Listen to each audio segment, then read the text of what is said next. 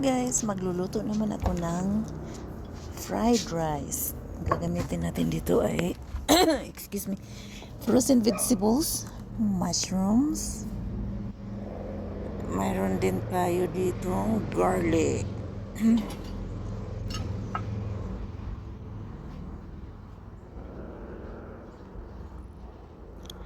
So, ang gagamitin ko ay brown rice. And pisain natin ang ating garlic.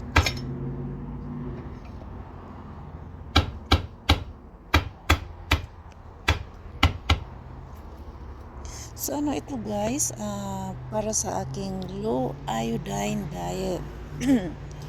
Ayan. So ang low iodine diet ay walang itlog, walang soy.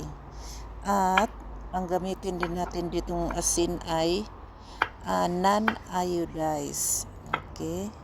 So, pink salt ang gagamitin ko at wala tayong soy sauce at itlog. So, ganyan lang siya. So, pwede sa mantika ang low iodine diet. Ang hindi pwede ay butter at cheese. Ayan. So, yan, hiwain natin siya ng paano lang.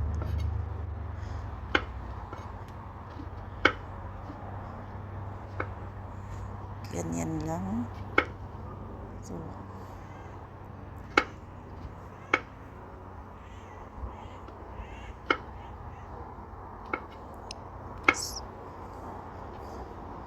rice lang ang pwede na carb. Ang potato pwede rin. Wag lang isawsaw sa mga wag lang isawsaw sa ketchup or sa sweet and sour, sa mga ganyan. Basta plain lang ang ating patatas. Hindi rin pwede ang mga pasta. Kasi ang mga pasta ay mayroong yan guys, may itlog. So, ayan. So, ito siya.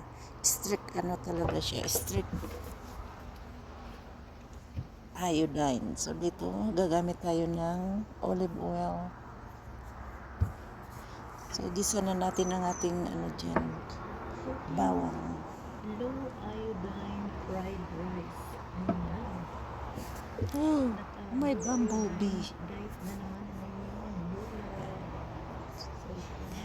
Voice over tayo dito sa labas. 2 weeks time. May time kasi pag nagluluto ako, hindi ako nagsasound guys kasi palaging nanonood si bossing ng mga live show. Bawal sa Lalo na yung asin, mayroon kasing patis. presidential election kasi dito sa November, kaya palaging mayroong live show na nangungumpanya yung kanyang iboboto. Minsan kasi may kumakanta.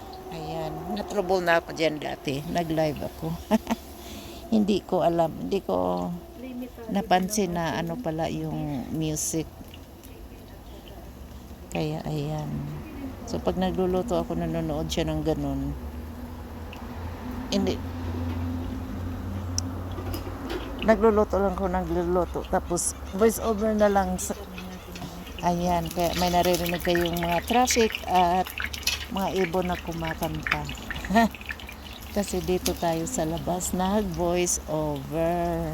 So ayan na nga guys, nagisa na natin ang ating bawang. So ilagay na natin ang mushroom. Tutuin na natin siya. Tapos ilagay na rin natin ang ating mamaya-maya ang ating frozen mixed vegetables. Masarap naman siya guys. Para sa akin okay na siya. Nasanay na rin ako sa low iodine diet na yan. Kasi ginagawa ko yan. Naka-treatment nga ako ngayon. So, minsan 2 times a year, depende. Mixed vegetable. So, ayan, lagay na natin. Lutuin na natin sila ng mabuti. Lalo na itong mixed vegetables. Kasi yung rice kasi luto na yan. Ayan ang aking rice ay frozen din yan, guys. Dinipros na ako. Kasi nga, ako lang ang kumakain ng kanin dito. So, ayan ang ating pink soup. Ayan. So, nasanay na rin ako sa kanya. Kaya, okay na sa akin. So, ayan. So, sa madaling sabi, ang ating fried rice is flavored rice lang talaga. Wala nang maraming mga arty-arty yan. Wala din carne. Ayan. So, ayan. Frozen pa yung iba. So, gisa lang natin siya dyan at lutuin lang natin ng mabuti. So, ito na nga ang ating frozen rice. Ayan. Aba, hindi pa completely defrosted. So, ang gawin natin, maglagay na lang tayo ng water. So, ayan, no, diba? Lagyan ko siya ng kunting tubig para Dagdagan natin ng maluto ang gulay. More salt. Ayan. Pag naglagay ng asin, pag ako naglagay ng asin, hindi ko siya inaano ng dinadamihan. Inuunti-unti ko siya tapos tikman kasi baka sumobra ang alat. We can always add it back. So, ayan. Kunting tubig. Kasi hindi tayo naglagay ng para hindi maano yung ating ano. So, guys, natuyo. Kaya ang ating ano dito is malutong.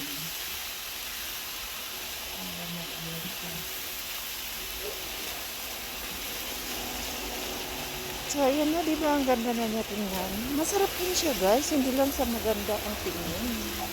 Yeah.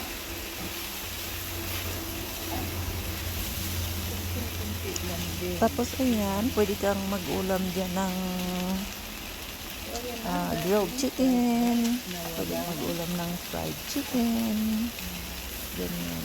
Bawal sa atin ang isda. Isda na produkto ng dagat.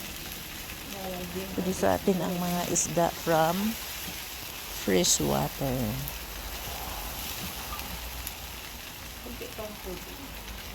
So, just keep on adding water little at a time para hindi naman din magiging lugaw ang ating fried rice.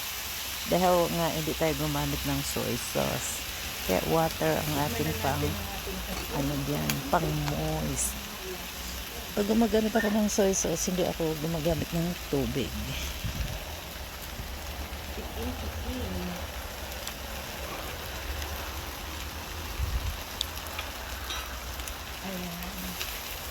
Kaya halo-haloin lang natin hanggang sa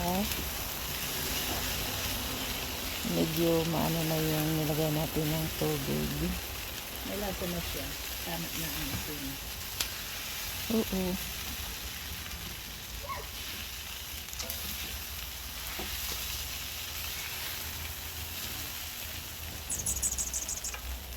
Oh, cute naman ang hummingbird.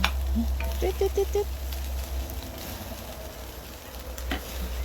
Hi, birdie.